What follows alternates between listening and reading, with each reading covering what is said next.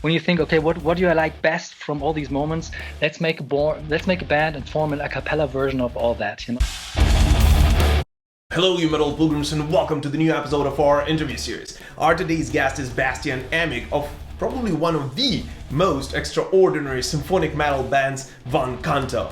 Bastian and I will be speaking about the band's new studio album, The Power of Eight, the reunited lineup, the future of the music industry and that of metal in particular after the pandemic, and much, much more. As always, a very quick note before we start though. I'd love to invite you to join the conversation and subscribe to Metal Pilgrim channel on YouTube and join our communities on Instagram, Facebook, or whatever social media you hang out at to be able to submit your questions for all future interview guests. Stay tuned with the updates and for more exclusive rock and metal content. Next week on the channel, we are going to have Halloween and Sojourner.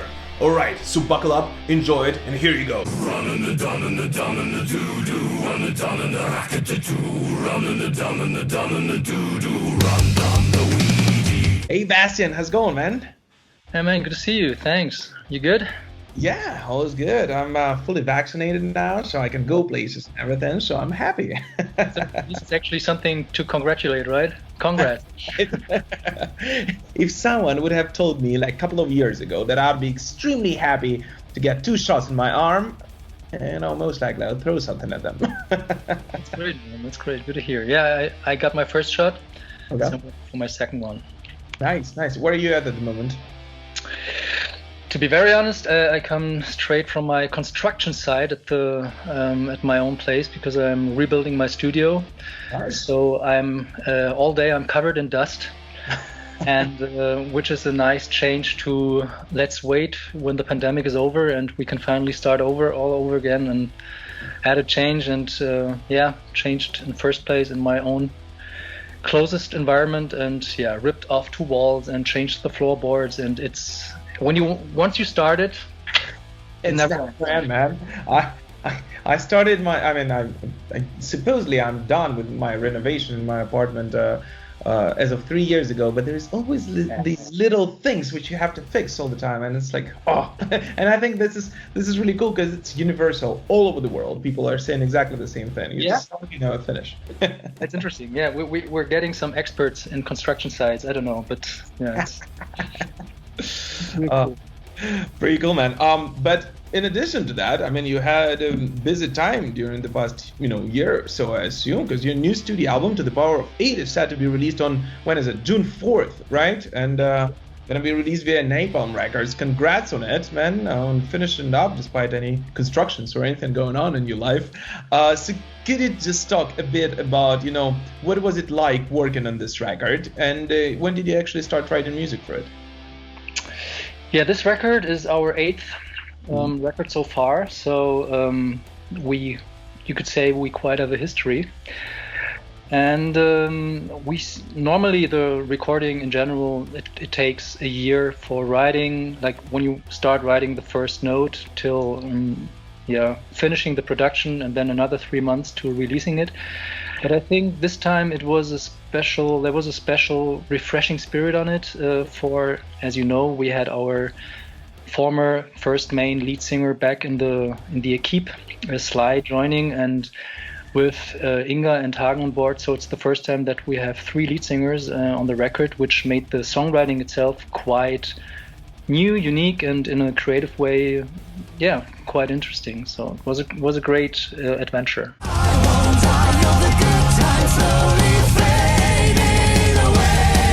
This is amazing. How was it welcoming SLY back? SLY, I would say SLY never was gone. SLY's DNA is a big part in this band. He formed this band like it sounds today. So, but it was amazing to have him back. It started, you could say, maybe we played together Summer Breeze Festival. And I unfortunately got to say, sadly, it was 2 years ago, I guess. We haven't been on stage for so long. And that was a great, not comeback, but it felt great to be together on stage. So we planned him. We said, why not? Let's trying to have him on the next record, and it worked out well because the range of voices for the lead voices got so broad with Hagen and Inga. They sound different, and yet we say they complement to each other so well. So that was great, mainly for Steff, who did most of the songwriting, to have him back and get to old power. So sometimes it reminded me to the songwriting session when we were recording Hero, actually, like when we were recording Speed of Light and all that stuff. This is amazing, and I do agree with you that those three voices, they do work in synergy and create this like full spectrum of emotions with them. So I completely agree with it. And I'm saying three voices, but in reality, you have many more voices in your band, of course. So do you actually what? Yeah, there's a lot of voices now on stage in our head. That is true. So do you actually intend to keep such lineup for the future? What Halloween is doing at the moment? Yeah. To talk about the future, specifically in these times, is really hard to say. But for now, we're absolutely happy. We're really grateful to have such a powerful equipe and so unique voices in the team. And now we're celebrating the record as it is. You always, like, it's a great process, but in the end it's like giving birth to a newborn baby, so afterwards you're like, wow, we did it, we make it, and let's see how people accept it. So far they accept it very well, and of course we hope to be back on stage in whatever lineup we'll see then. Perfect. And when it comes to writing new music, what's the process like? I mean, who is in charge of what? Is it like a collective thinking, or there's one person in charge of every little bit? I would say it depends from record to record, but for this specific record, To the Power of 8, it was Steff doing the main songwriting and arrangement, and Steff is like, I would say he's the biggest inspiration, and he forms the sound ever since, like when he was starting with the mission and when all the adventures started. And I think and others contribute to the songs. I contributed to the ballad on that record. I'm very sorry, I'm not very much prepared. There's others contributed to the songwriting too, so guys and girls. So, but the main songwriting this time was in Steff's hands, which makes sense, for he had to arrange the three voices in a way that it fits together. So I think for the result, and I think you heard it, it made sense to have the songwriting coming out of one mind, one creative leader who arranges all the three singing parts, and he did a great job, I guess. Yeah, I think with such a variety of vocal instruments, you kind of have one person. You kind of have to have one person at least in charge. If not writing the entire thing, but in charge of a final decision of making it all work together. I think this kind of makes sense. Absolutely. And the second thing is not only the lyrics itself, but it's the guitar riffing. Actually, I think that was a second point we wanted to emphasize, was the riffing itself. We really wanted to stress out that we're a cappella, but we're a metal band, and which is another reason, for example, for songs like Raise Your Horns, the cover from Amon Amarth. It's not only a great song to dedicate to Hagen's voice, but it's a great riff itself, right? And I think besides all the lead singers, Steff and Ross are doing a fantastic job here to work on all the riffs. And since you were asking how's the songwriting, then how does it work? The process when the overall arrangement is done, we shared, Steff and me come together and we work on the drums, actually, because it's I would say not a normal process to record drums in that way. It's a rather musical approach to put drums on all the syllables, for example. We really think not only in riffing but in syllables. If you sing a mom mom mom or a dun dun dun, it has a huge effect on the recording process and what do you drum along. So the drums are often the first thing we really record. We did this last August, which was... It's been some time now. It's been some time, and we were lucky because that was when the pandemic was so low that lockdown wasn't so how you say, stern. Yeah, so we were able to meet up in the studio with a producer. We were producing at Kohlekeller Studios, and then after the drumming we transferred the production to Steff's studio, and the last pieces of it were recorded on remote, not only because Ross lives in Vienna, but then the pandemic got stronger again. We couldn't meet in the studio, but techniques are far enough so that our technology to record So it doesn't matter if you're next to each other in another room or another country, it works. Yeah, with all the technology, I think this is the perks of the civilization of the 21st century, I guess. And thank you. You just answered my long time question, which I've been intending to ask one of you. This is how it is, to be a drummer in an a cappella band. It's supposed to be so much harder without the support of the regular, rhythm guitar. So you cannot just play your own thing and then build on top of it. You kind of have to work together with the other voices. It's a good thing when you have your own space on stage, because I got my own space. There's space enough for me, The others, by now we're 8 people. There's 7 people in front of me, with Flan the Lab, and it's getting tight. So we're happy enough or lucky enough to play big stages by now. But yeah, sure. It's like from the musical approach, it's more musically way to arrange the songs for, I don't know, transitions within a song or so. Like, let's say when you play a fill-in, it's not only the rhythmical part of it to support it, but to listen to the guitar. What are they singing? When you listen to the drums, you really can. I think there's a melody in whatever fill-in I'm playing. It's very musically based to support the guitars in the end, or some accents to emphasize the lead vocals here.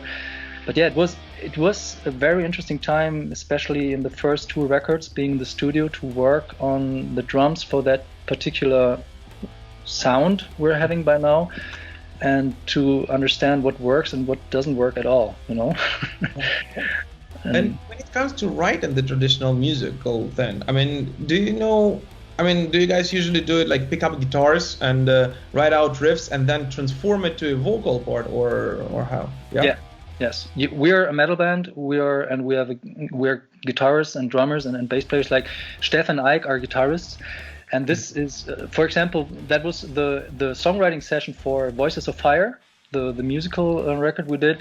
This was really like in the old days, Stefan and me meeting in a rehearsal room, and we were jamming around, playing riffs that felt like a great song. Like, this is the fundamental base to whatever Van Canto song out there. It gotta feel right, gotta be a great song, gotta be a great riff, and then transfer this riff into the voice. This makes it so unique, and the same way with the cover songs we're doing. It's how to transfer this cover song into our sound in an a cappella way, and yet matching the spirit of the original sound. This is what makes it so great. And I think the guitar within these, or the guitar itself, is the main line we're having. We consider ourselves as a metal band, not only a cappella band, and this is how we write the songs too, like on the guitar, playing riffs. And when you think, wow, that sounds great, let's try this with a voice, we have some crazy maniacs who are able to do this. This is simply amazing and mind-blowing, because you have to do twice as much job, pretty much, while writing new music, right? You have to write it, the regular music, picking up a guitar or bass or whatever it is, and then transform it to a vocal line as well. This is pretty impressive, I'll be honest with you. And on this album, you started speaking about the cover versions you did, right? On this album, you once again decided to have this balance of your original tracks and this kick-ass classic covers for pretty legendary bands already. What's the process behind choosing the cover, which songs to cover? Do you just gather together and pick up your favorite tracks? Because you always hit the spot at which are the favorite tracks for me personally, for much every band. Or is there a deeper process to it? Thanks, man. That's a great compliment. Actually, maybe the magic is we're still fans. We started. Steff formed this band. And why do you form an a cappella metal band? Because you love to sing along with your favorite band live when the chorus comes up, When you've been to, imagine a Blank Guardian show, and then there comes Valhalla, the chorus, what do? You sing along. So when you think, okay, what do I like best from all these moments? Let's make a band and form an a cappella version of all that, And maybe we transferred that this root of how it all started to the cover songs. What do we want to sing along with, And of course, we were very grateful to work, not only cover great songs, but to be able to work with great artists from the original bands with these. But for this record, what do you like to play? By now we have Hagen in this band, who has an incredible voice and matches I don't know. Sometimes I close my eyes and I don't know, is this Hagen, is this Brian Johnson singing? So picking up another AC/DC song was just logically, it made sense, and I think he did a great job here. The Queen cover, actually, it was a long-term wish from many fans of us. From the very beginning of Canto, everybody was, of course, wishing to cover Bohemian Rhapsody. But Bohemian Rhapsody you don't touch. Uncoverable. Yeah. Exactly. This is such a big... I think it's not only the greatest song, it's tribute to itself too. So you don't touch Bohemian Rhapsody. But I Want It All is not only a great song, but a great song that matches SLY's voice massively. He did a fantastic job to what I think. And yeah, SLY wanted it all and he got it all. And I think that turned out great. And I think same thing with Raise Your Horns for Hagen.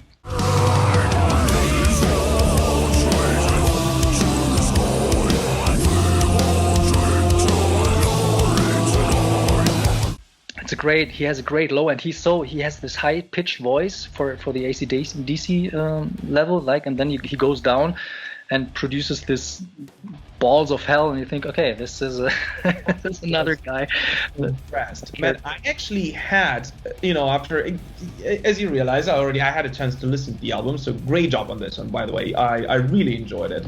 But after hearing those two tracks, I actually had to go back to what Napalm Records sent me and check out who is singing those. Yeah. And then I was like, what? Seriously? Oh, this was amazing. I loved his voice transformation on both of those tracks, and I think he just nailed it. Thanks, man. Yeah, I totally. I mean, yes, nothing to say. It was a rough start, to be very honest, with the last record. Of course, when there's a change in the lead vocals, it's always tough, especially in the metal scene. There's a huge identification, and I totally feel people there. But I think the majority of people gave him a big chance, a fair chance, saw him live, and it's the way and the development he did. And by now, with these songs in this lineup, I'm very happy for him, and I think he's a great singer. Yeah, absolutely. 100%. I have to agree with you on this one. And is there one song you just cannot wait to play live? You mean from the new record? Yeah. Yeah. I can't wait to play live, my friend.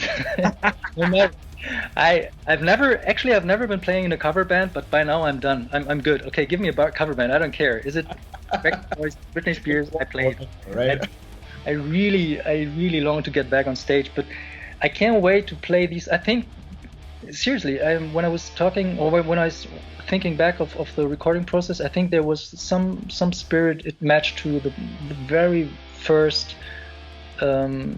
phase of that band, the hero phase, like Speed of Light, when we were playing this live, and people standing in front of stage thinking, what am I watching here? What are they doing? Where are the instruments? I don't get it. And yet there's so much energy on stage. And I think this time we really, we got back to that very first spirit, and I can't wait to see if people like it. And I think there's everyone's waiting to get back to live concert, not only the artists but the people too, the audience. Me as a fan too, I want to go back to some festivals or to shows, and just doesn't matter on stage or in front of stage. So I think it doesn't matter what song, man. Just open. Those who are not new to the channel know that I say that a lot, but I do believe that heavy metal lives in sweaty clubs and on festivals only. There's digital is okay for now, for the time being, but all of us metalheads and rockers who want to get out there, enjoy a beer or cranberry juice with a stranger, and just sing along, rakatakataka along to your favorite tracks. And this is exactly what we love metal for. Did you follow some live stream concerts, and what do you think about it? I'll be honest with you. So I did at the beginning, when it was a new thing, and I even enjoyed it for the time being. At this point, I do not anymore, right? And I know that some bands are really trying, to get something new, to the live stream business, and I really appreciate it, and most likely I will enjoy them, later on. definitely, if all of those bands who performed, live stream would come to Kiev, or I would be in a town where they play at, I would definitely go to see them live. Yeah. But I did not dig out 2 hours of my time, for each one of those bands, to check them out online. I don't know. What about you? What do you think about all those? Yeah, I mean, yeah, what do I think about it? Of course, I think it was only understandable that bands seize and take the chance to somehow get back to make music together, to reach out for some people who love their music to play live, and yet it's not the same. A live show is a live show. You need the sweat, as you said it, and it's got to be sweaty. There got to be eye contact with the people, and response. Without response, and it kills the feeling. At the same time, what do you do? Sitting at home, boring. Exactly. No. This doesn't work at all. We had some I don't know how it was in Kiev. In Germany, there were even some shows in front of the car, like big parking spots with cars and so you play in front of cars. It's hilarious, but what don't you do? At some point I was thinking, maybe that's too much of a philosophical point of view, but because we don't have to talk about the music industry. We don't have to everything is fucked and you don't sell anything at all, and even if you sell for for how many Spotify streams, you don't get money at all. So we don't have to talk about this, but isn't it interesting? Of course the live spirit was the last sort of pillar why people would do music. Now during the pandemic it's not possible at all, and yet I was thinking, doesn't that make it music itself such a powerful art? We don't even live in an illusion that maybe you're going to be recognized as an artist and maybe you make shitloads of money by getting a great star. You don't have the illusion anymore. When I started music, I was like, okay, and at one day I top 10 or maybe top 1 in the Billboard charts, and we're gonna sell out, and then the big festivals. Nah, you don't even have, music, the value itself. It's like, if you want to listen to a song, you find it online. The sharing or the streaming online, it doesn't. There's no value at all, and still. The amount of music out there is growing and growing. So to actually in a funny way, it's a good thing about music. It's so strong. It doesn't matter if it got a market or not even a live market. Music is always there, and probably you have to find about new ways to connect to the people who like your music. But it's not a question about the market. I think the technology at this point is growing a little bit quicker than we do in a way, right? And yet people still find this a little bit of escapism in music. I, for example, am a huge vinyl collector. It's actually a vinyl back there. It stands right there. I love holding a physical piece of music and listening to it, and this is my way to escape, most likely to a better world, right? I mean, I put it on. Although I do have all the streaming platforms, I pay them all.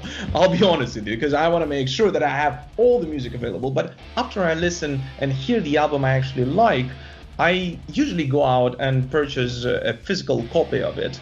Not for the Karma account. What? It's good for your Karma account. Yeah, that's true. But it's not because I need it. I mean, I can get the same music and more or less the same quality online within a second, at much cheaper price, but I still go out and purchase it because this, I don't know, I find some kind of magic in this, and I think that there are so many people who still long for magic, and music for them is a way, how books are for some other people or for the same people to escape to a better world in a way.